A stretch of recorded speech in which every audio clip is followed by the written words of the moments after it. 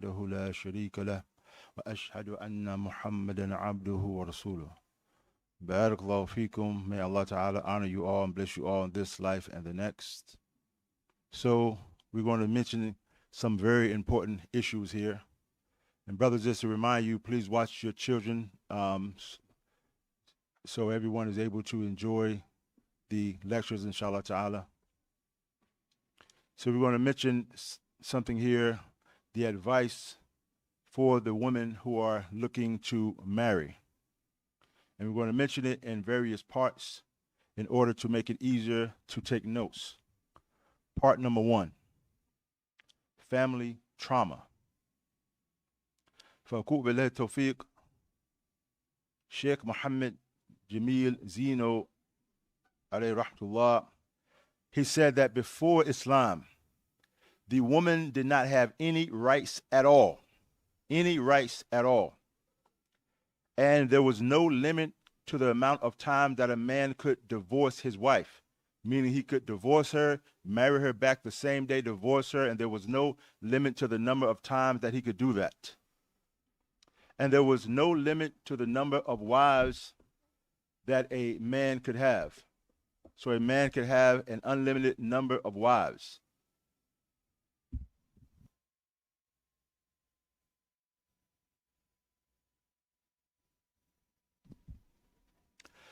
And if a man was married to a woman and he had sons from another wife, if he was married to one woman and he had sons from another wife, if he was to die, then the eldest son from another wife would inherit his wife. The eldest son that was from another mother would inherit his wife. And so the women were considered to be property. And then Allah Ta'ala sent down the verse, يَا أَيُّهَا الَّذِينَ آمَنُوا لَا يُحِلُّ لَكُمْ أَن تَرِثُوا النِّسَاءَ كَرْحًا.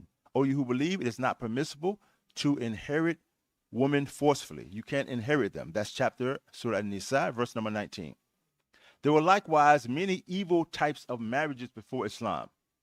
From those evil types of marriages is that a group of men would be intimate with one woman. And when that woman would become pregnant, she would go and look and pick whoever she wanted to pin the fatherhood on. She would just go pick one. She would tell all of them to show up. I'm giving birth on this day. Everybody come. When everybody comes, she would say, okay, you're the father. She would just pick one. Likewise, before Islam, the people would breed their children. What does it mean to breed their children? That means that a man would have a wife, and he would go find a man that had good qualities of leadership and courage, and he would have that man be intimate with his wife so that man could be the father of his child. Because he wanted that his child to have good qualities, but he didn't have those good qualities, so he would find another man to be intimate with his wife so that son could have good qualities. So they had no ghira, no jealousy. When Islam came and erased all these evil practices, and the family unit was healed. And the relationship between parent and child and husband and wife, it was fixed. And the beauty of Islam, it passed down from generation to generation. So what's the point of all this? It means that most of us are first generation Muslims. And it's imperative that we implement Islam in our homes so it can be passed down generation to generation. And we cannot use as an excuse the trauma we have experienced in our community. Many people, when we speak about the marriage problem, we say, well, we've been through a lot of trauma. The Arabs went through more trauma than we went through. But when Islam came, it was erased with the beauty of Islam. So we can't use that as an excuse. But if we keep on having broken homes in the Muslim community, then we are destroying our families. And this can last generations. All right? Part 2, the guardian of the woman. The marriage process begins with the guardian, and the man who wants to marry a woman has to speak to her guardian. Allah Ta'ala says, فَانْكِحُوهُنَّ بِإِذْنِ أَهْلِهِنَّ. He said, marry them with the permission of their family, meaning their guardians. And Abu Musa, he said that the Messenger of Allah, sallallahu alaihi wasallam, he said, "La nikaha illa bi wali." there is no marriage except with a wali. This is from the Sunnah of Ibn Majah. So, who is the guardian for the woman? This is very important. When you think about the guardian for the woman, the first person that comes to mind who has the most right to be the guardian of the woman is who? The father. So we're going to read to you something from Sheikh Uthaymeen. He gives the whole list. He says that the most right to be the guardian of the woman is her father, and then her grandfather.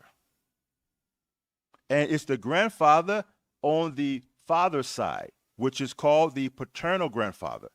And if there's a great grandfather, it goes all the way up. So the first one is the father, then the grandfather on the father's side, however high it goes. If she does not have a surviving father or a Muslim father, nor a grandfather, then the guardianship goes to, who's next? Anyone know? Her sons. Her sons, if she has sons. Her sons are next. If she has sons and if they're old enough to be her guardian. If she does not have any sons, it next goes to her full blood brothers. Her full blood brothers. If she doesn't have any full blood brothers, it goes to the half brothers that they share the same father with. Next, it goes to the sons of her brothers, which is called also nephews, right? It goes to the sons of her full brothers. Then it goes to the sons of her half brothers by way of the father, meaning that she shares a father with a man, and it goes to his sons. Next, it goes to her paternal uncles, and these are the uncles on her father's side. And it starts with if her uncle is a full blood brother with one of her parents. And next it goes to the uncle being a half sibling with one of her parents. Then next it goes to her cousins, meaning the sons of her paternal uncle. Now, so with this, we know that the stepfather is actually not in line as a guardian, nor is the maternal uncle. The maternal uncle and the stepfather are not in line as the guardian. Now, if she has no Muslim male family members from the list we just mentioned, Ibn Qudama al-Maqdisi, he said, we don't know of any difference of opinion amongst the scholars that next in line, if she has no Muslim relative, it goes to the sultan, meaning the ruler of the country. He becomes the one in charge of getting the woman married. And of course, he's going to appoint, like the ruler is not going to be dealing with the marriage, but usually they will appoint the judge to take over that responsibility. So what happens for us here in America? They have a non-Muslim country. Sheikh bin Baz says in a non-Muslim country, it goes to the Islamic markaz, the masajid. And so the masajid take the position of the ruler. And he said, for example, what happens in America. So he specifically addressed what we do in America. So that's why here in America, you'll find the imam of the masjid or the admin of the masajid will be the guardian for the woman that does not have any Muslim males in her family. Okay? But it should not be a random brother, meaning I want to marry your sister. I'm going to get my friend to act as a guardian, and we're just going to get married like that. That's not how it works, okay? You have to do it in this line. So how about if the woman was already married before? Does she still need a guardian? Sheikh bin Baz, alayhi rahmatullah, he said from the condition of the marriage being valid is she must have a wali, whether she is a virgin or previously married. And this is based upon the narration that we already mentioned. There is no marriage except by a wali. And he also said, alayhi salam, a woman cannot marry another woman, meaning a woman cannot act as a guardian to marry another woman, nor can a woman be a guardian to marry herself off. As for the previously married woman, she needs a guardian too, but she has to give clear consent to marry her off. She has to verbalize and say, yes, I want to marry Fulan. She has to verbally say that. And this is based upon the hadith, the Prophet ﷺ, he said, there is no marriage for the previously married woman except with her clear consent. And there is no marriage to the virgin except by his permission. They said, "Oh, Messenger of Allah, what is her permission?" He said, "Her silence." So if a woman is a virgin and you want to marry her off to a particular brother, you have to say, "Do you want to marry so-and-so?" If she's quiet, that's her saying yes. If the woman has been married before, she has to open her mouth and say, "Yes, I want to marry so-and-so." That's clear? Any questions about that? Nah. Part 3. Secretly talking between the unmarried couples.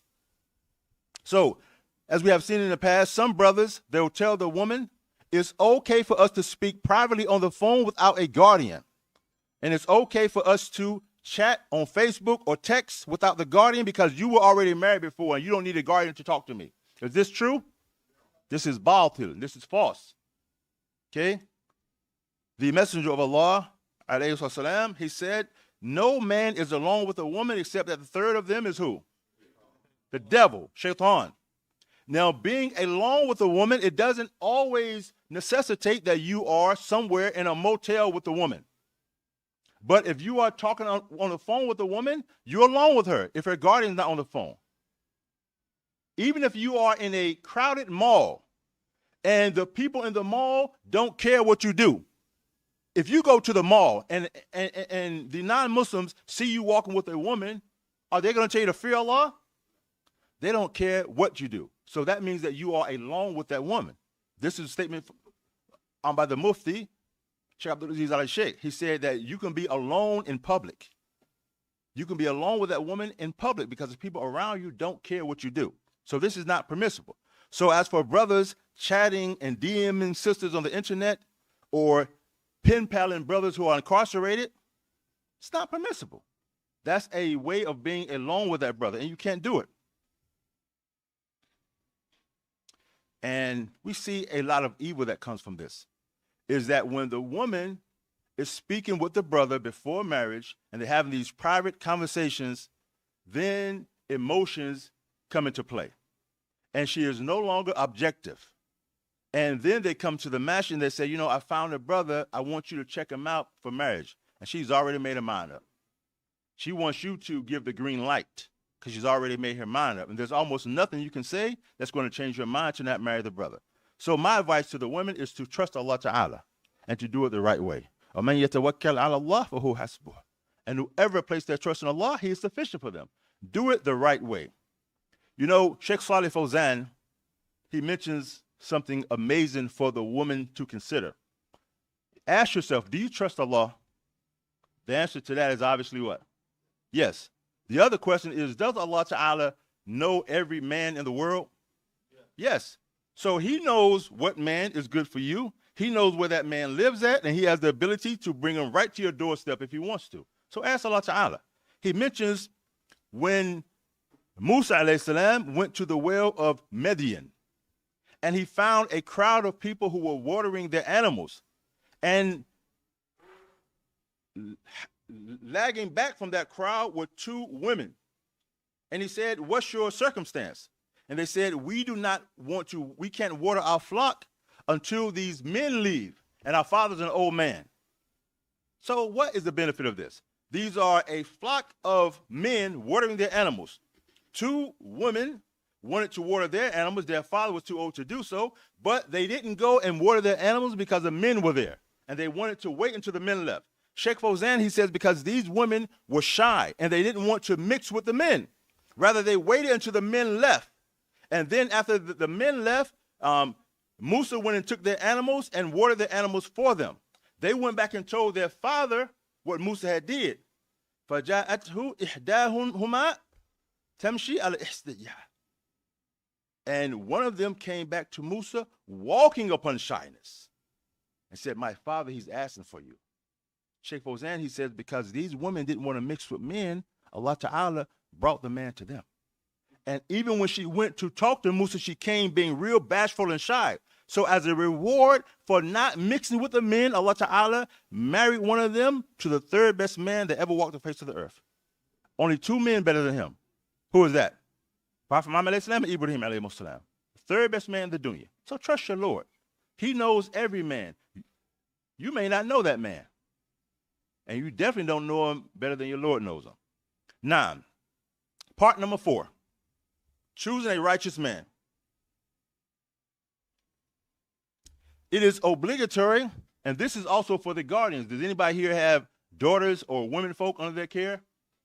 So this is also pertaining to you also, to us also. It's obligatory to choose for the marriage a righteous man. And you look at him from 2 angles. From the angle of the religion and from the angle of good character. You're looking for the person that has good character and good religion. And the Messenger of Allah, sallallahu alaihi wasallam, he said, إِذَا خَطَبَ إِلَيْكُمْ مَنْ تَرْضَوْنَ دِينَهُ وَخُلُقُهُ. He said that if they propose to you, those who you are pleased with their religion and their character, then marry them off. وَإِن لَا تَفْعَلُوا. And if you do not do so, there will be fitna, corruption in the land, and widespread evil. This has 2 meanings. What did he say again? If there come to you those who you are pleased with their religion and their character, then marry them off, meaning marry them to your women folk. And if you do not do so, there will be fitna in the land and widespread corruption. This means that if you do not marry off your women to good men with good religion and good character because you don't want them to marry, maybe you want them to finish college first, right? Then there's going to be corruption in the land. Some fathers, they say, my daughter has to get a bachelor's degree before she gets married. What are you saying? I want my daughter to go to school with all these men, and then if she survives that, then she can get married. Some men are smart, though. They say, I'm going to send her to an all-girl college. Where do men go look for girls at? The all-guy college or all-girl college? Come on now, you're not as smart as you may think. That's where men go. Right? And it's like the Arabs, they say, it's like you are tying them up, throwing them into the ocean and saying, you better not get wet. And you find most of the fathers who do that, they married. Might got 2 wives. Grown, older man with wives and telling your young child, have some sabr. You have some sabr, brother. You married. It's not permissible. And the second meaning is that if you marry them off to men with bad religion and bad character, there's going to be corruption in the land. So men are judged by 2 things. In this hadith, it directed us to good religion and good character. As for the religion, that this is the person that he is righteous, so he is good to himself. And he's righteous with those he connects with. So if you marry a woman to a man with good character, she is going to be happy and prosper if he keeps her. And if he lets her go, he's going to let her go in a good manner. Right? If you marry her to a good man with good religion and good character, if he stays with her, he's going to honor her. And if he divorces her, he's going to divorce her in an honorable manner. As for the character, you marry your wife, your daughter, your nieces, your cousins to men with good character, they're going to come home smiling at their wife, being happy, being friendly, being nice, saying sweet speech, having good character and good manners. So that's why this is important. Part number 5, asking about the potential spouse. Sheikh Abdul Aziz Ali Sheikh, who is that again? The Mufti of Saudi Arabia. He said, some men aren't qualified to be husbands. He said, don't think every man is qualified to be a husband. He said, there's some men and they're not qualified to be responsible for a family. They're too flim-flamsy. They asked Sheikh Saleh Fawzan, they said, should the guardian scrutinize the suitor or just trust Allah? He said, put your trust in Allah and then scrutinize him. You're doing both, right? Get to know his condition as it relates to his religion, his trustworthiness, his righteousness. He said, and you should ask about him, those who accompany him with travel and they know him. So there's also proof from the sunnah that you should ask about a potential spouse. And when you ask somebody, if somebody asks you about somebody, it becomes obligatory upon you to tell what you know. And this is the permissible backbiting.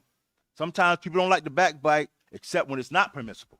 But when it's obligatory, I can't backbite. You have to backbite now, right? And the proof is the noble Sahabiya, Fatima bin Qais, radiallahu anha. She came to the Prophet, alayhi sallam, and she said, I have been proposed by Abu Jahm. Abu Jahm asked me about marriage, as did Muawiyah. They both proposed to me. He said, as for Abu Jahm, then he does not remove his stick from his neck, meaning he's a bit harsh. May Allah be pleased with him.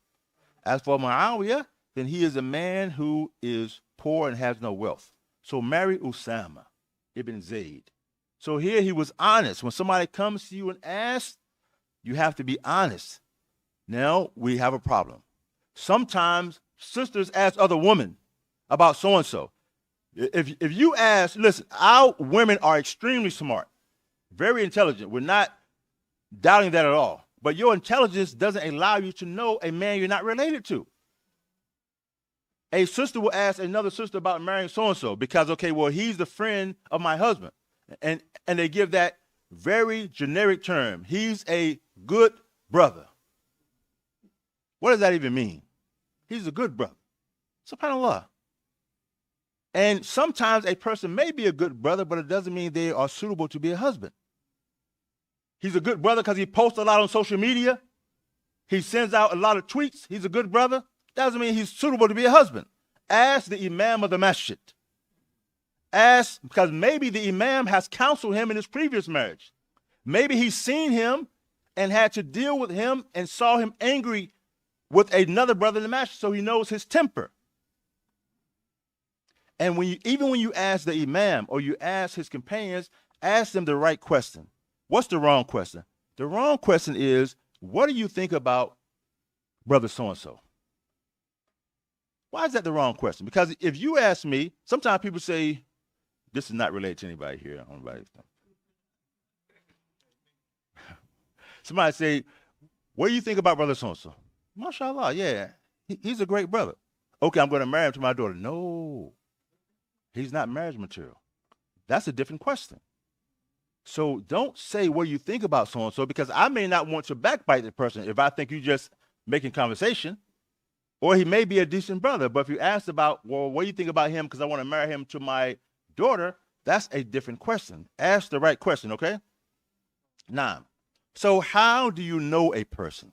Here comes the important part. So we can stop using this generic good brother term. How do you know a person? A man came to Umar ibn Khattab, may Allah please with him.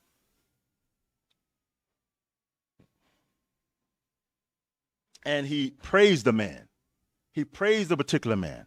So Umar said to him, are you his neighbor, such that you know his evening and his morning? The man said, no. He said, have you did business with him and traded dinar and dirham? So you have seen if he has been tested with being trustworthy or deceiving the people? The man said, no. He said, have you accompanied him in travel so you can it can reveal his character? And why do they call travel safar? Safara, it means to unveil something. Because when a person travels, the real them comes out. If you're in your home city, when everybody knows you, you're going to act a certain way. If you go somewhere where nobody knows you, the real you is going to come out. So he said, have you traveled with him? He said, no. He said, maybe you saw him prostrating in the match. He said, yes, you saw him in the match. He said, find somebody that knows him because you don't know him. Find somebody that knows him because you don't know him. Although you see him in the masjid, you're not his neighbor. You never did business with him and you never traveled with him. You don't know him. So if a sister says this man's a good brother, sister, have you been traveling with this brother? Give me something, okay? So these are the 3 ways that you can know somebody. Part number 6, concealing defects prior to marriage. From the affairs that harm our community is to conceal and to have deception at the time of the marriage proposal. What did the Prophet say? Whoever deceives us is not from us. The Mufti of Saudi Arabia, Sheikh Abdul Aziz al-Sheikh, he said, one way that people deceive people is to pretend to be religious. People pretend to be religious. He says, from the ways that the woman is oppressed is for the man seeking marriage to deceive her. And so the man seeking the woman's hand in marriage will pretend to be pious and have good character, and he'll make sweet promises, but really he's not even like that, right? So he's pretending like he's pious. When he want to get married, he starts coming to the masjid. And we're not discouraging people from coming to the masjid, but people, they have this, they pretend. And so if you are a parent and your son wants to get married, or you are a sister and your brother wants to get married, you can't embellish who they are. Sheikh Muhammad Ghalib, may Allah preserve him, he said some families will have a son and their son is out of control. And they'll say, let's get him married so he can come to his senses. Let's fix him up by just marrying him off. He said, no, you need to fix him up before he gets married. He said, our daughters and sisters are not experiments. Fix him up before he gets married. And this happens a lot. A brother will look for the brother that he thinks is the best brother in the masjid. He'll find a sister that just got out the club. Okay, well, I need to fix this sister up. I'll marry off to the pious brother. SubhanAllah then. This is wrong, right? He said, don't burden another family with your problem. And don't praise your son when he does not deserve it. Don't praise your son. Tell the people who your son really is. If they still want to marry him, that's on them. But don't try to embellish who your son is. An example of people explaining, and also explain who you are if a person wants to marry you. Just let the people know, this is who I am. If you're okay with that, we can get married. Salama, the great Sahabiya, when she was in her iddah period, Abu Bakr, may Allah be pleased with him, he sent a word to have someone let her know that he was proposing marriage to her, but she said no. Then the Prophet ﷺ sent Umar ibn Khattab to say he wanted to marry her. She said, go tell the Messenger of Allah that I'm a jealous woman and I have sons. He sent word back. He said, go tell her, as for you saying you are a jealous woman, I pray that Allah will take away your jealousy. As for you saying you have sons, your sons will be taken care of. She said to her son Omar, stand up and marry me to the Messenger of Allah. But she told him who she was. She was honest about who she was. The next thing, which is very important, is medical testing before marriage. Medical testing. Now, this has two parts. One part is STD testing. Now, there's nothing wrong with a person having an STD. It's part of life, right? It's not to make anybody feel bad. It's all part of life. But the person that you're going to marry has a right to know that you have an STD. They have a right to know, right? So there's a book in the bookstore, and it's online by Sheikh Abdullah At-Tayyar. It's about sexually transmitted illness or disease.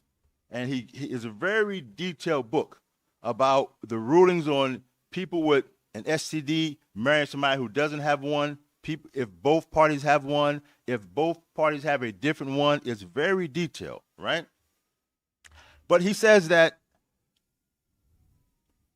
if you marry someone and you don't tell them, then you have committed deception. Because if the healthy spouse knew beforehand, maybe they would not have agreed to the marriage. So therefore, as a guardian and for the woman, you have a right to demand a test before you get married. If a man wants to marry your daughter, sister, if a man wants to marry you and your guardian is asleep at the wheel, you have a right to say, okay, before I marry him, let's get a blood test. If he says, no, I'm not going to do that. Okay, have a good day. No problem. You don't have to do it. But if you want to marry my family, you have to do it. All right? There's a right for the person to know. Okay? That's clear? The person has a right to demand a blood test. And the person has to be honest and get a blood test if the person wants that, so the potential spouse can know, am I marrying somebody with an illness? Okay? There's another type of test also that you can test. This is what the Sheikh says, Sheikh Abdullah Tayyar, to make sure that the spouses are compatible. I'm not saying you have to do this, but the Sheikh says it's a good idea. He says because sometimes if the mother's blood type is not compatible with the father's blood type, then the woman is going to keep having miscarriages back to back. You ever heard this before? No. He said there's something called the Rh protein. And so the woman could be Rh negative, and the man is Rh positive. And so the fetus may become Rh positive that it inherited from the father. If the woman is Rh negative and now her child is Rh positive that she got from the father, then the woman's body would approach the Rh positive as a foreign object in her body. So her immune system is going to attack it. And so the placenta that the woman has is Rh positive, and the woman's body is Rh negative, so it's going to attack her placenta. If her placenta fails during the pregnancy, what happens? You have a miscarriage. And that's why some women have miscarriages back to back to back, because they were not compatible with the husband before they got married. But you can actually test that to see if you are compatible with that, and it can save people a lot of heartache. So just, an option.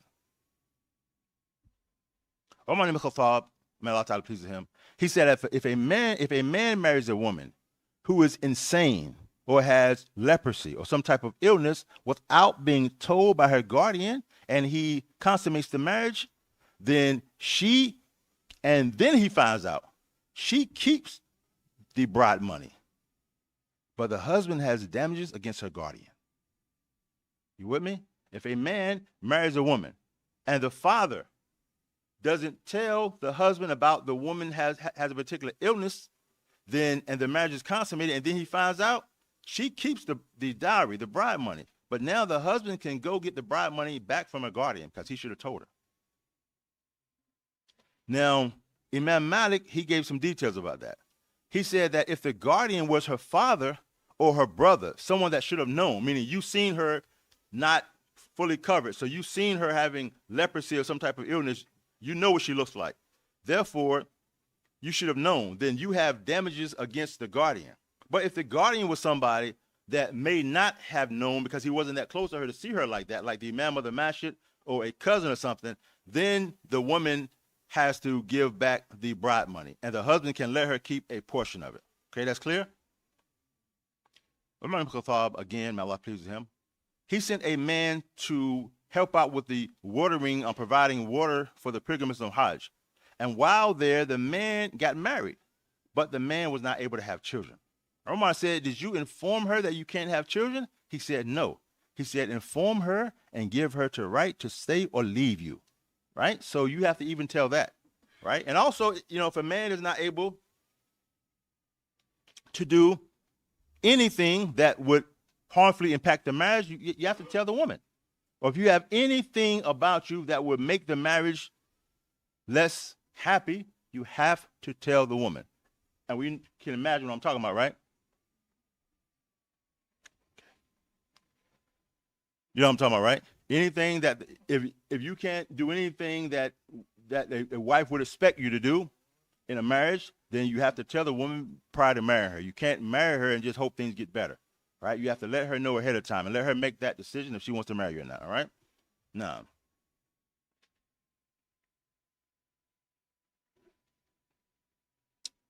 Now, there's something that we're not going to get into too much detail about, but marrying someone that has an illness. Like I said, if you read the book, he'll give you great details about that, because some scholars, they say that two people, if they have the same illness, they can get married. If they have a different illness, they can't get married. If one does not have the illness and the other does, they shouldn't get married.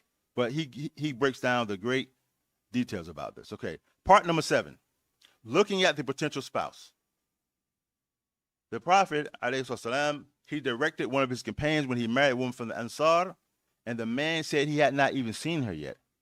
He says, "Fandur ilayha." He said, go look at her. For indeed, in the eyes of the Ansari women, there is something. Meaning that their eyes have a certain look to them that some men don't like. Some men love it, some men don't like it. So look at it to make sure you are okay with it. So this was an instruction to look at the woman before you want to marry her. Now, in this day and age, when a man wants to look at a woman, what's the first thing that he asks, is it permissible to do? Video. Can I webcam? Can I look at her on a webcam? It's better to see the person in person. That's way better. Pictures don't do justice. And today I'm told that they have these type of filters. So a person can do a filter and kind of look like a kind of a different person. So it's better,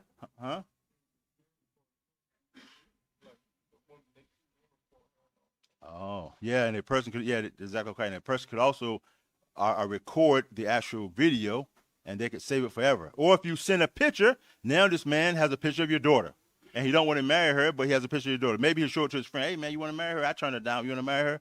So it's better to actually see the person in person. Okay, see him in person. Now, if a brother says that he can't afford to come see you, he probably can't afford to marry you. If you can't afford to get a bus ticket and go see somebody, then you probably need to get your bank account up a little higher before you get married. Okay? And some men will say, well, I don't want to drive way down there and then I don't like her. Now this is a prelude of what kind of man he may be. I don't want to waste my time and I don't like it. Okay. So it's better if the man can actually go see you in person, right? And plus, you want to see what a person looks like when they talk. People look different when they talk than when they don't talk. You see them in person, all right? Also, what a great benefit that you can gather when you speak with a woman and she's with her father. Or you speak with a man and he's beside his mother. If you are speaking with a sister with her father and she's disrespecting him, you don't stand a chance. Right? And the same thing with a man and his mother. Okay. Part number 8. This is the last part right here. Questions to ask a potential husband. And inshallah ta'ala, there'll be a workbook about this that'll be coming out to help the women to know what questions to ask their husbands. Inshallah, we're not doing that for the brothers. So, one thing that'll help you know what questions to ask a potential husband is to know what your rights are. Know what your rights are. What are the rights, the 3 basic rights, the 4 basic rights of a woman that a husband has to give? Food, shelter, clothing, and kindness. Kindness is a right. Okay? So you want to ask questions like, where do you work? How long have you worked there? Where do you live? Who do you live with? Now, something that's important that comes with this, because men, we are a little bit, I don't want to say slick, but we kind of embellish things sometimes. A man will say, yeah, I live over here and my mother lives with me. Whose name on the lease, brother? Mama. You live with your mother, right? So when a man says his mother lives with him, ask whose name is on the lease, because he can live with her, right? And sometimes, and these us, and again, this is not anybody here, I don't think, but question that you hear in the sit down, you ask the man, where does he live at? Say, yeah, I'm relocating to get closer to the masjid. Doesn't have a place, right? You ask him what you ask him, where you work at? Oh, yeah, I'm changing career fields. Sister be like, mashallah. He just said he's unemployed. But you didn't hear that, right? Now, another thing is that you don't want to ask too many yes or no questions, because you'll get a yes or no answer. For example, if I were to ask the men here, just a test question for the brothers. If your mother is still alive, do you have a good relationship with your mother? Sisters, everybody said yes, right? That's a very generic question and generic answer. If you ask, what's the last thing you did with your mother? What's the last thing you did with your mother? Oh, well, I saw about 6 years ago, and subhanAllah. You got to ask that detailed question. What's the last thing you did with your mother? When's the last time you visited your mother? When's the last time you spoke to your mother? When's the last time that you went out with your mother? If you ask the men here, do you teach your children? Naam. That's a generic question, generic answer. Ask them, what's the last thing you taught your children? Now you're going to bring out the truth. What's the last thing you taught your children, right? So you have to ask a more detailed question to get a better answer. And the last thing that we mentioned, sisters, that you have to think about, and I don't know if the brothers are going to challenge me on this. Feel free if you want to. Some men that get married don't like women. I don't mean in a weird way, but some men don't like to be around women. Some men get married, but they don't like to be around women. They like a lot of their private time, right? Because women complain all the time that men don't spend any time with me. My husband spends no time with me. Some men don't like to be around women. So you want to know, how many hours do you work a day? 8. How many hours do you sleep? 8. How many hours do you play video game? 8. 3 times 8. Help me out, somebody. It's 24. He has no time for you, right? That's the whole day. So some men, they don't like to be around women like that. You know, they like women, of course, because they most of them, they men, but they don't like to be around women. So you want to know, what kind of time is he actually going to give you, right? What kind of time? What kind of activities do you like to do with your family? These are important questions, because these are some of the complaints that the women always have. My husband doesn't spend any time with me. He's online. Some brothers online sharing benefits about the importance of family. It's Pamela then. Sheikh Uthaymeen, you know, Yaquan, he says that, and we'll close with this. He says that one thing that harms the family, he says, and it makes a separation between the parent and the children, is that the families don't have dinner together.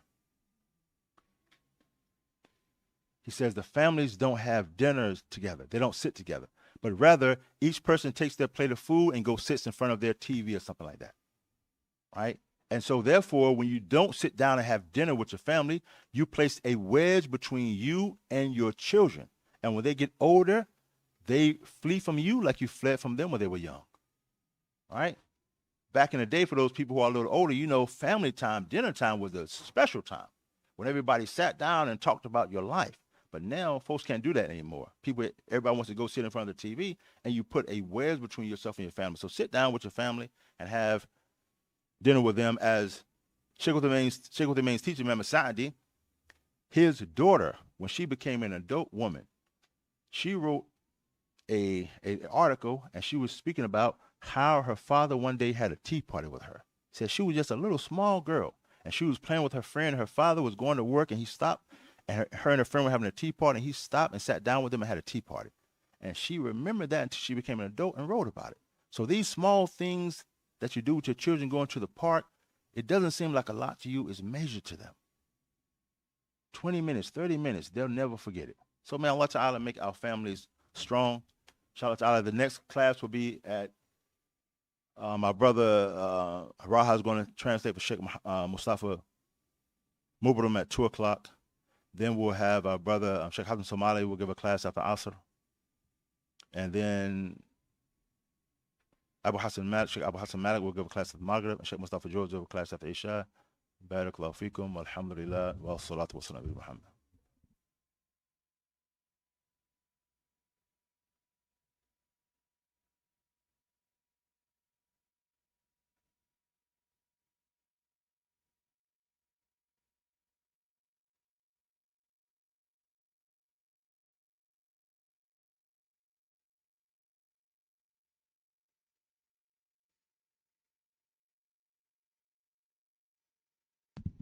Okay, so we have a couple questions here.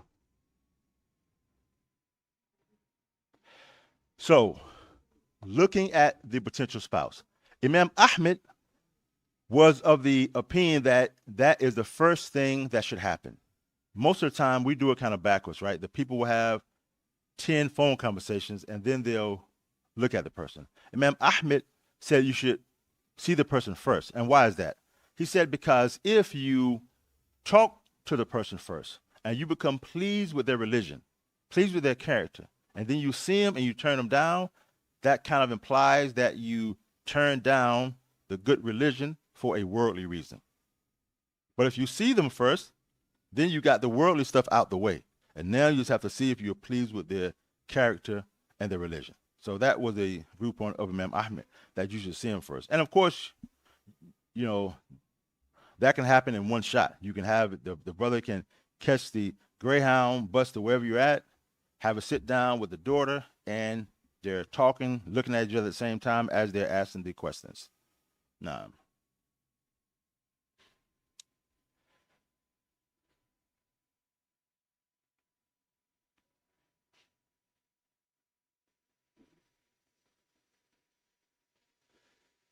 Now, the advice for a married couple that have been married for a number of years and have not conceived. Well, the one thing to understand is that Allah Ta'ala, He is the one that gives people children and the one that makes people not have children. And this is all from His infinite wisdom, and it could be a test from Allah Ta'ala. But don't give up. I've known couples who have not had children for a long period of time, and then Allah Ta'ala, He blessed them with a number of children. So you just keep making dua, and you can also take the practical means, if it doesn't involve something haram. So you make dua to Allah Ta'ala, because He is the one that's in charge of all that. And then you can go to a doctor and see if there are some type of practical means. And if Allah Ta'ala still decrees that you don't have children, then know that this is a test from Allah Ta'ala, like everything else. And if you're patient with it, then Allah Ta'ala will elevate you in degrees. And also, something that Sheikh Fawzan says, and this is a very serious statement from Sheikh Fawzan, because a person may not have any children, and it could be a ni'mah for them. Sheikh Fawzan, he says, some people have children, and they sit at home at night and wish their children would die and not come home. He said because their children are a calamity for them. Some people have children, their children are a complete disaster and have brought them nothing but grief. So some people have children and don't want children. So perhaps, Allah Ta'ala has saved a person from not having children from something, you think it would be a good thing to have children, but you really don't know. Because there are people that have children that their children are killers, serial killers. And Charles Manson got parents, right? A Dajjal got parents, right? There's some people that have children say, man, I wish I could have. Alhamdulillah.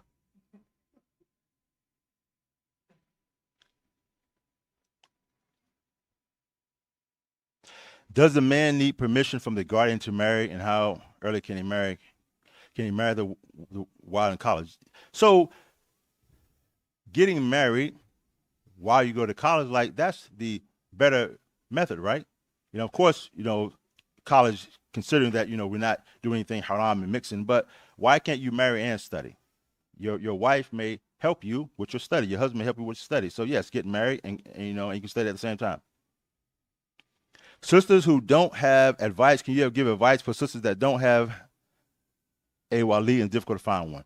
The nearest masjid, you have to, if a woman does not have a wali, then the nearest masjid to her location becomes her guardian. As we just mentioned, right? That it's Sheikh bin Baz says that in a non-Muslim country, the marakis, the Islamic centers, become the position for the authority, like the sultan. So she goes to the nearest local masjid, and, it's better if there's Salafi masjid, and they become her guardian. Now,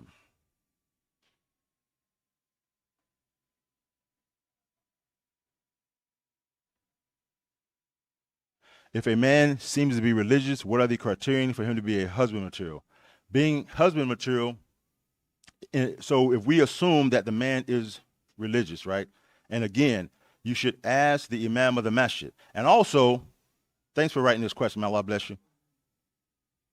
Listen, and again, I don't want anybody to get offended because I'm not talking about anybody particularly. Every time I do Jummah, somebody says, man, you talking about me. Okay, I probably was. I'm talking about me too. But it's okay. If you got benefit from it, then it's okay, right? Don't take it personal.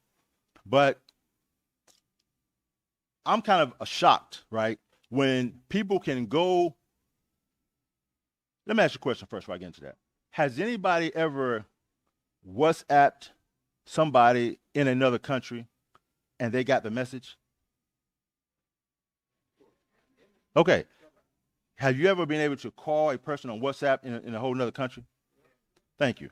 So I'm amazed when a person can go to another country and get married and nobody calls back to the masjid. How did that happen? That means that really a complete loser could leave from his country that he was a loser at, that he was dogging out women, and go to a whole other country and have a good brother look on him and get married to somebody's daughter, and nobody calls back. WhatsApp, how much does a WhatsApp call cost? Mine is free. Call, say, brother, you want to marry my daughter? Okay, give me the number for the imam of your masjid. And call back. Because maybe that brother was just trying to borrow $100 to get overseas. And you're going to marry him to your daughter? Call back.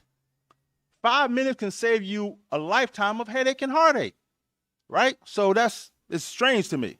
It's strange to me, right? But being husband material, if we assume that a man is religious, then he also has to have other qualities like he works. A man that has a stable job. A man that has a place to live, right? And it's not permissible if a man has 2 wives, you can't put them in the same house without her permission. So a man has to actually have a place that he lives at, a place he calls home. And also the man has to have good character. We don't believe in men beating on women and all this kind of stuff. That's not manly stuff.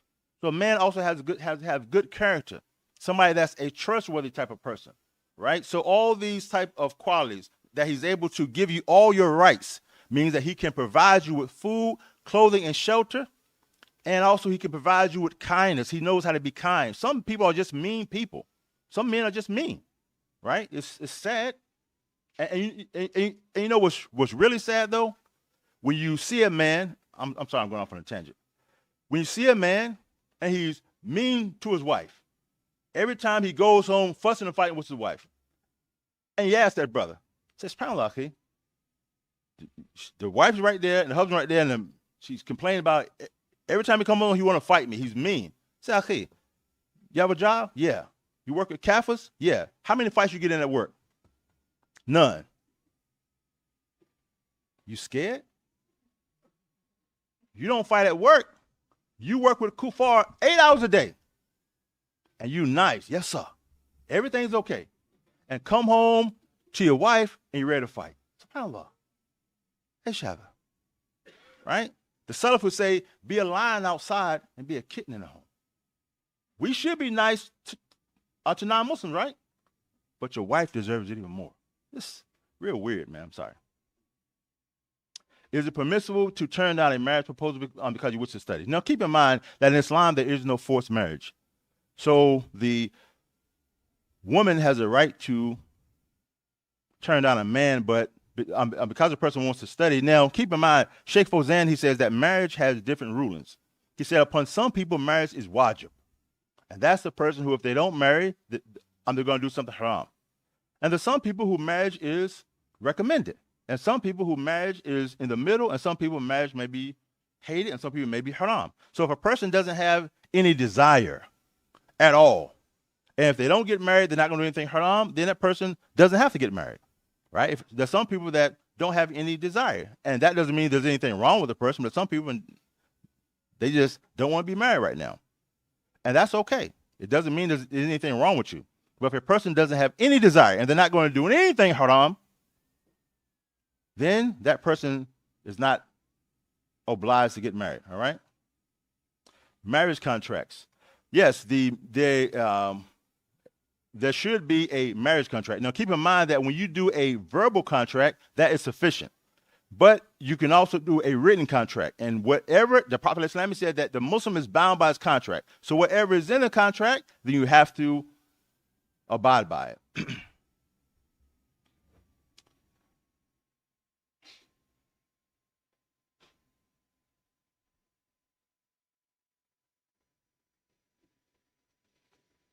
Hold on one second here.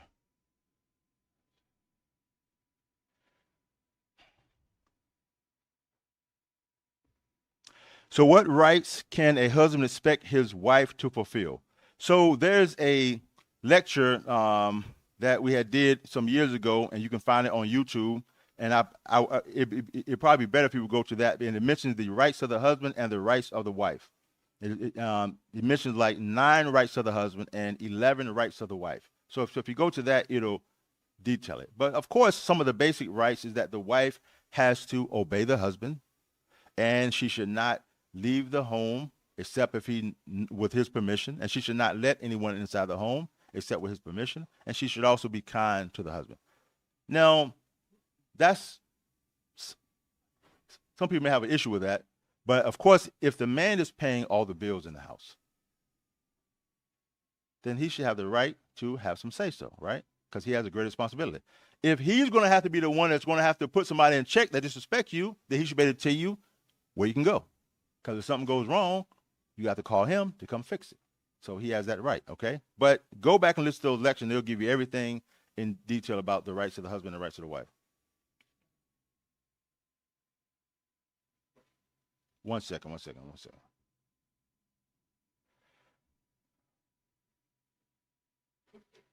Okay, what is your advice for a sister who has information to discuss during a sit down that a future spouse should know? However, she doesn't want to talk about it in front of her parents.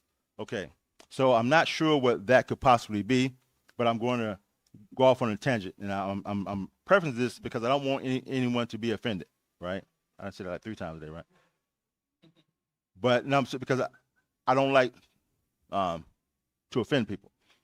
But now, so what let me do. So in this case, if it's something that maybe she should, because the woman can't speak with the man by herself, but maybe if the woman is able to get the information to the imam of the masjid and let the imam of the masjid relay it to the particular brother. Now, if it's something that's something very big, for example, if she has some type of illness, then it's better to try to marry somebody with that illness before. Meaning what? That if person a woman has an illness, a STD, it's easier to say, okay, I'm looking to marry somebody with the same STD, as opposed to trying to marry a different brothers that don't have it, and you have to tell them that they have it, because that's information that that person does not need to know without, marrying you. Now, if and another example, if the woman was maybe not a virgin, maybe she made a mistake early on in life, and she wants to let the brother know without her parents knowing, that's a very hard to do. That's why it's always better if you can try to hold out on that, because that's a conversation that you really don't want to have. But you're going to have to, and you may not have to have it, but because the scholars, they differ, if you should actually tell the person, because you don't want to confess your sins. It's not confessional. But if the person finds out, and as the way Allah made the body, it's more obvious if a woman is not a virgin than it is for a man. That's just that's physics. So prevention is better than a cure, right? So it's better just to try to hold out. But so I don't know in that situation. So without knowing what the person wants to discuss with the future spouse, it's hard to say how they should do it. But just keep in mind that that's 2 examples. If it's an STD, the person has to know. If it's a person is not a virgin, then you don't want to confess your sins, but you are taking a chance on them finding out on the wedding night. And sometimes brothers have found out before, they want to send the woman back home, and then the parents found out anyway, and it's a bit embarrassing. So, yeah, I don't know. Without knowing what is exactly the thing they're talking about, I don't know.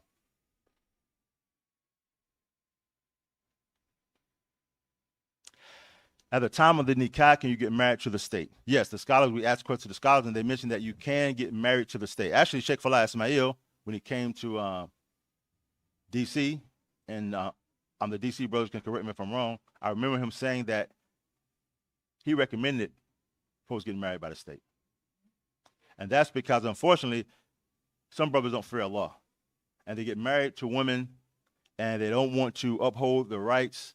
And then they say, well, the master can't do anything to me, but they're afraid of the government. But they don't fear Allah. Yeah, but there's nothing wrong with getting married by the state. But keep in mind, as Sheikh Fozan, he mentioned that it's the Islamic marriage that counts. So if you go out and get married by the state on Thursday, and you plan on getting married in the masjid on Friday, that state marriage does not make you married. You're not married until you get married in the masjid. That's clear? But there's nothing wrong with getting married by the state. Some masajid, they make people get married by the state because brothers ain't doing right. And they're afraid that brothers are going to marry a woman and they're going to leave the woman. And so it's sad, but can a man talk to multiple people for marriage at the same time? I don't know.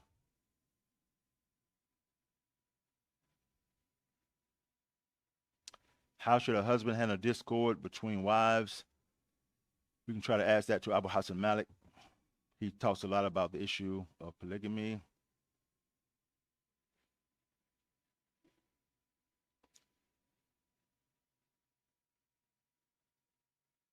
Excuse me, I see that the wife being safely married also enables her to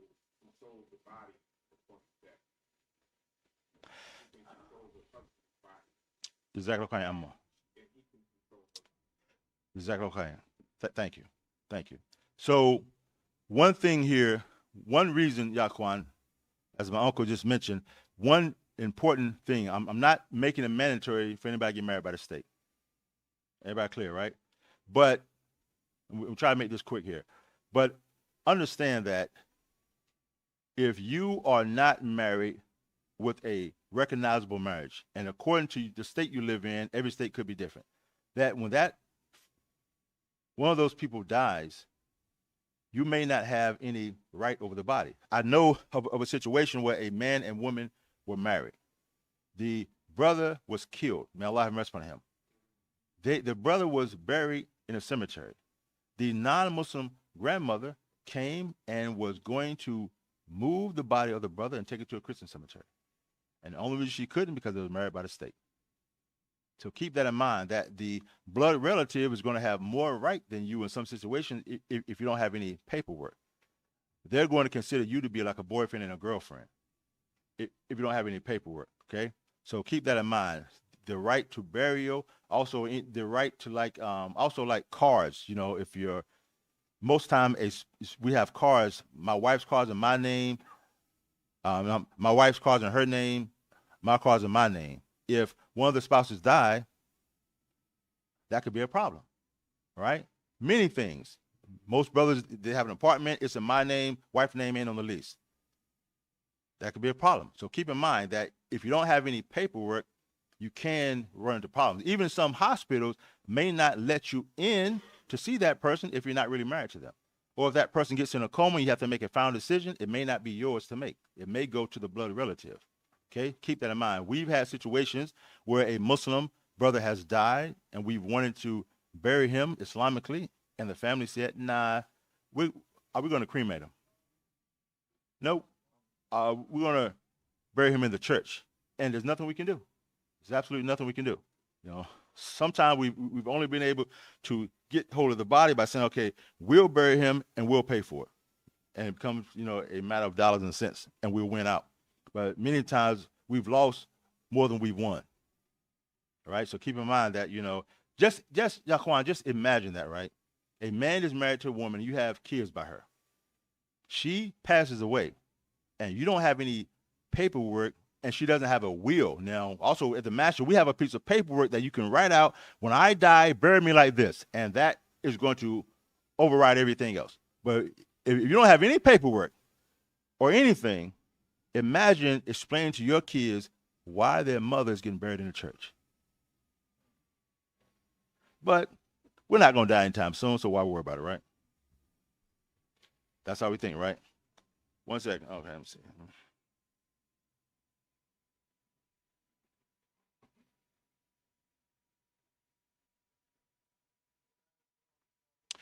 What right does a woman have if a man wants to marry a sister and he wants you to move in with him, and his other wife has a house, an attached house, and she doesn't want to move in with them because she wants to stay in her house? I don't know. This is a very good question, but I don't have an answer to that. Good question, but can't make anything up here. Let's see here. Let me see. Now, back to this question. What advice would you give a woman who's considering becoming a second wife? Okay, polygamy in Islam is permissible. Alhamdulillah, and we're pleased with it because our Lord Ta'ala is pleased with it. But make sure that the man has the proper means to take a second wife. Women, sisters, men are optimistic to a fault. If a man gets a tax return, that means he can take a second wife. That's how we think. That's how we think. Men are very optimistic to a fault. So make sure that he has enough means. It's very difficult to be able to afford everything that you do now, double it. If your wife is paying some of the bills, you probably can't afford to take a second wife, right? You probably, if you live with your wife, then you can't afford to take a second wife. So you have to make sure that the person actually has the financial means to actually have another wife, and he's not just being optimistic, right? Okay, I'm not sure if I understand this question. What should a man do wanting to marry but has bad looks? Guess it means a person wants to marry but he's not attractive. Being attractive is all relative. Like, who's attractive and who isn't. It's all relative. This person may think they're not attractive. This person may think, another person may think that they are the best looking person in the dunya. So being attractive is all relative, you know. Yeah, I mean, I don't know what quantifies a person being unattractive. Like, is a person unattractive to like the whole dunya? You know, not really likely. Allah knows best.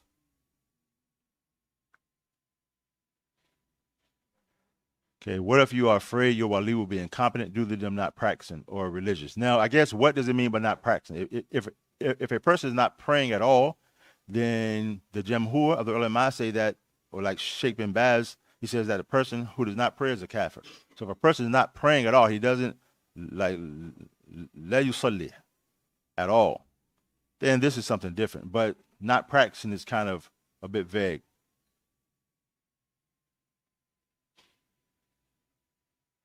Now, is it allowed for a woman to say if her husband marries again, she will leave because she's very jealous, she can't handle it? Is this a valid reason for divorce or the khula? What is I'm allowable to do, and I'll let my brother Raha deal with some of the khula stuff here, but a woman can put in her contract before the marriage that she doesn't want to be in a polygamous marriage, and if the man does it, then because she had it in the contract, this is a right for her to seek getting out of a khula. But I think that the woman should not be so negative towards being a second wife or the man taking a second wife, you know. No.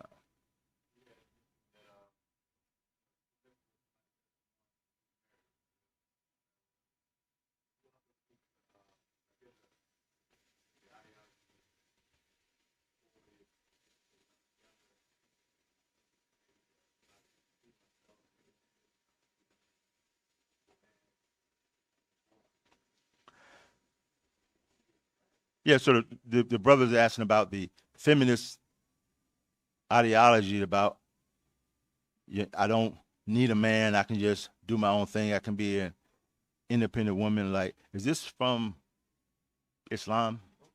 The best of the women were married. Khadija, Aisha. So being married is from Islam. So, you know, yeah, being married is from Islam. So a woman has to be careful for these feminist movement because these people, they try to lead you to atheism. These people are against their creator. You know, we have to be careful about taking role models from people that don't worship their Lord. If a person doesn't know who their Lord is and they don't acknowledge him, how can they advise you about anything?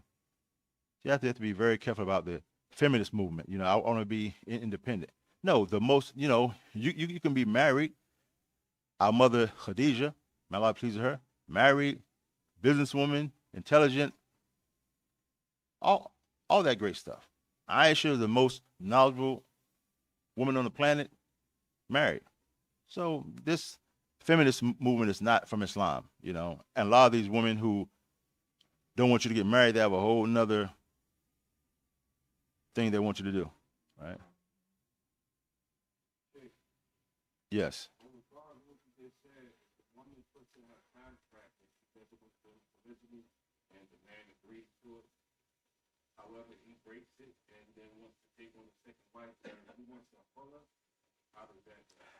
Yeah, so that's if a man agrees to the contract that his wife does not want to be in polygamy, and he does it anyway, because the man can still do it, but that does give her the right to ask for khula. As Rahaz mentioned, he'll mention later on, there are many reasons. Sheikh bin Baz says the reasons that a wife can ask for khula are a bit broad, even to the point that if she's not attracted to her husband anymore, she can ask for khula. But yeah, if they put it in the contract, because the Muslim is bound by the contract that I'm not going to take another wife, and he does it anyway, because that's her right. But now she has the right to ask for khula.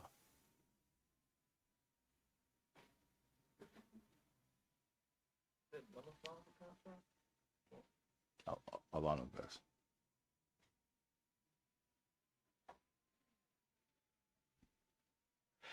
If a brother is married before being Muslim and they both reverted, and now he wants another wife, but the first wife did not do nikah. So if two non-Muslims are married and they embrace Islam, they don't have to get remarried. That marriage is still valid. But you know, this whole thing about the second wife, brothers, I just want to reiterate, if you have to make sure that you actually have the ability to take a second wife.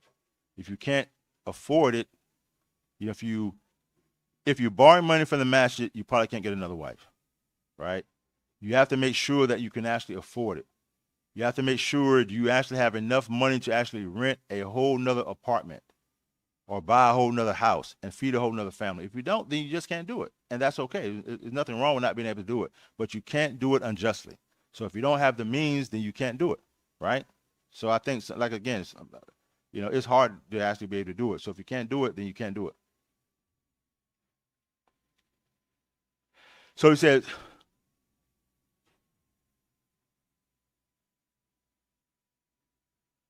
some students of knowledge say it's okay to meet a potential husband in public. Who said that? Some students of knowledge. Okay, this is the thing about this question, and alhamdulillah for the question. Allah bless the questioner. But I don't care what some students of knowledge say. That's too vague. I care what Allah Ta'ala's messenger say, right? The messenger, alayhi salam, he said that when a woman is alone with a man who's not her mahram, the third person is the devil. The Mufti Sheikh Abdul Aziz Al Sheikh, he said that people can be alone in public. So if a man and woman, can a man and woman meet without the guardian in public? No, it's haram. If you go to South Point Mall right here in Durham, North Carolina, and you with a non-mahram woman, you think those people are going to say, brother, fear Allah. They don't care what you do. So no, you can't do it. You can't do it. Sisters can't pen pal brothers in prison. You can't do it. It's not permissible. It's not permissible. So regardless of what people say, those people aren't going to stand up for you on Yom Kippur. So when a person says something, no, it's not. What's your evidence? What alim said that before you? No, a man and woman cannot meet in public. The Mufti, and this is on our blog, MTWS blog. Go to the blog and look up alone in public. And the Mufti gives detail. He even says that, a man and woman can be on a roof where people can see them, but they're alone. You can be at a mall, crowded mall, but you are alone because the people don't care what you do. It's not permissible, right? Not permissible. And a man that wants to go out alone with you, you gonna marry him anyway? You think you're the first woman he was alone with? Or you that pious that, well, I can be alone, and although the third person is shaitan, I'm not gonna do anything. SubhanAllah. Just do it the right way. We can't start out something wrong and then hope it ends right. No, you can't. Absolutely not.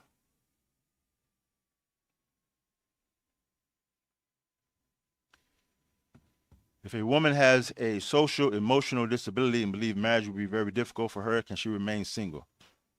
Yeah, Allah knows best. But keep in mind that any illness that a person has, Allah Ta'ala is the one that can cure everything. So, yeah, but as far as the permissible person to remain single in this situation, I don't know.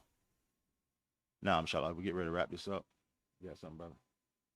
What advice do you give to young people that say getting married is too much of a commitment?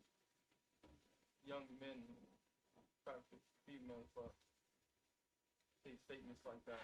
So the question is, what do you say to some men that are attracted to women but say getting married is too much of a commitment? The hellfire is a big commitment too. Committing that zina is a commitment. SubhanAllah, the Prophet Islam, what did he say? O young men who have the ability, then marry. This is a command.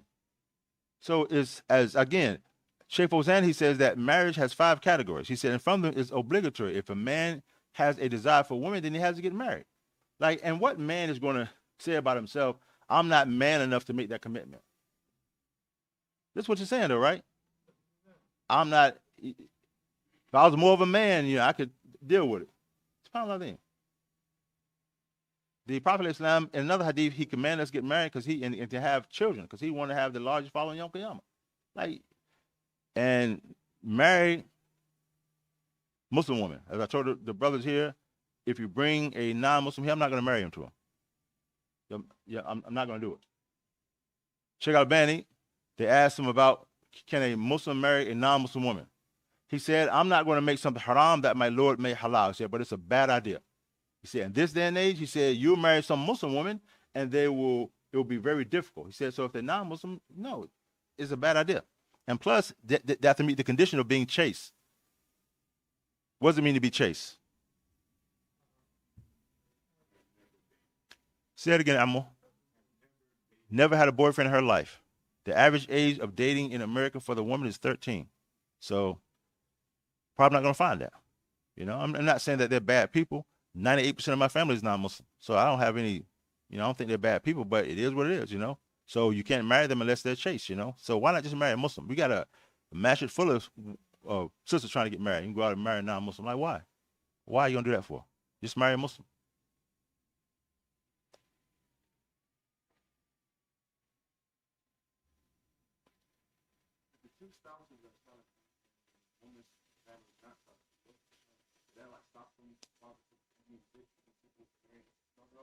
No, saying so if the woman is Salafi and the man is Salafi, but the father is not Salafi, would that stop him from being fit? No, it would not. Because all bid'ah is not the same. Some bid'ah is just, is mukhalifa, is, in opposition to the sunnah, but it doesn't take a person outside of Islam. So as long as the bid'ah does not take the person outside of Islam, then he's still fit to be the guardian.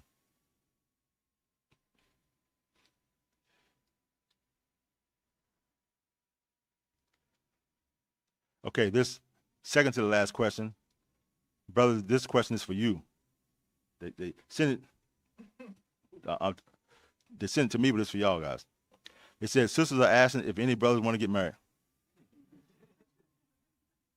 No, okay. Oh, we got some. Yes, there are actually brothers here that are trying to get married. There are a lot of brothers trying to get married. There are a lot of women trying to get married. Why don't you just get married?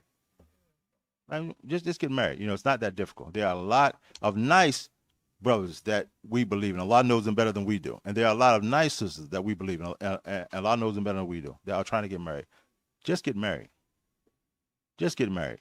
Right? And alhamdulillah, we have a program here that my brother, he helps out for the people who want to get married. We have a marriage form that we pass the people out. You fill out the form and we try to help people match up people properly, inshallah ta'ala.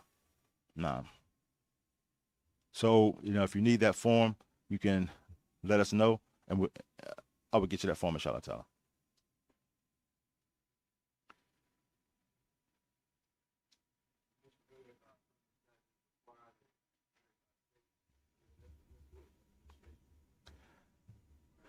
Yeah, Sheikh Falah, may Allah Ta'ala have mercy upon him. He mentioned that, about can a match make people get married by the state. I'm going to ask the question again, just to get some extra clarity on it. But he did mention that, about people getting married by the state. But I'll ask again, inshallah. We'll try to find out. You heard anything about that? Same thing. You was there. Yeah. Do you remember if he said that the match could make people do it? You remember? Okay. No.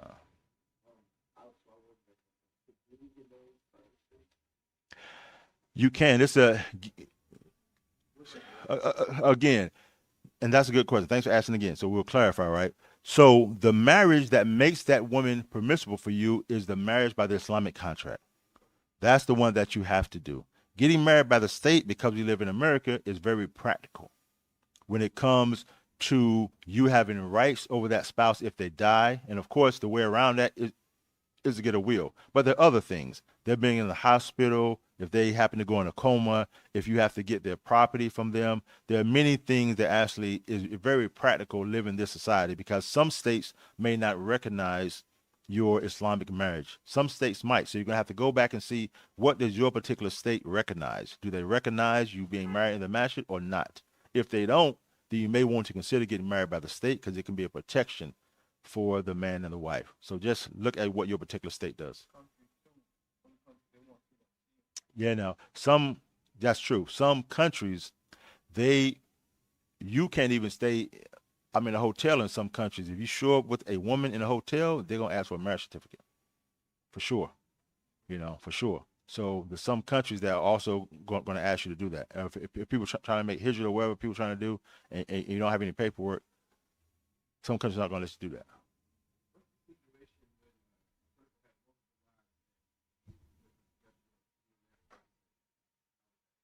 Yeah, the brother asked if a person has multiple wives and being married by the state. I don't know. Yeah, yeah, oh, for sure, sure. I mean, but what do you do? I do not know. Uh, That's above my pay grade. If there's a man like addicted to zina or the secret sin or looking at pictures or something, then should he get married to fix that, or is he supposed to fix himself and get and knock off his habit and then get married? Yeah. So this is the last question. If a man has some type of addiction to maybe looking at bad things, magazines or whatever, and doing bad things after looking at bad things, then should he get married to fix that, or should he fix that before he gets married? So these two are not mutually exclusive. So the person, of course, has to make Toba from that because that's not permissible. You know, say to a believing man to lower your gaze. So it's not permissible to look at something haram, right? And also now, what look is accepted? Accepted, huh? See the first look. See, so some brothers think the first look. So if I look and I don't blink, that's the first look. Just keep keep looking. No, it's the surprise look. Faja'a is the surprise look. It's when you're in a supermarket and she walks around the corner. You're not blamed for that, but it's not the first look. All right, it's the surprise look. Okay, but anything other than that, you become blameworthy for it. So keep in mind that the person has to make Toba from that. And as Imam Ibn al-Qayyim, he said that if you delay making Toba, then after you make Toba, you have to make Toba for not making Toba soon enough. Okay, because it's the sin to not make Toba on time. Okay, so the person has to make Toba from that. But that which will assist him is getting married. Getting married, it helps lower the gaze. A person tries to get married so he can use his productive energy at home with his family, right? So they go hand in hand. A person makes Toba with the intention of stopping that stuff, and then he tries to use some of his energy with his spouse. No.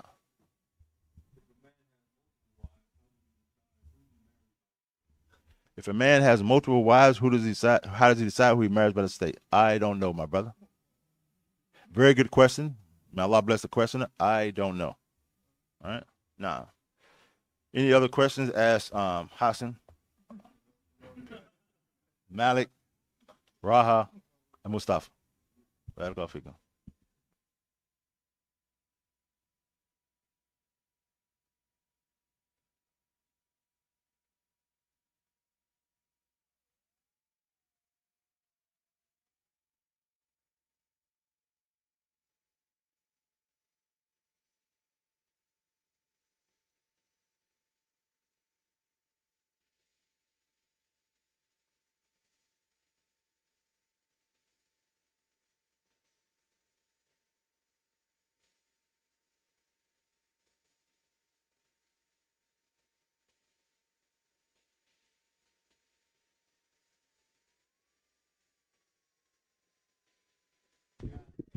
Assalamu alaikum, brother.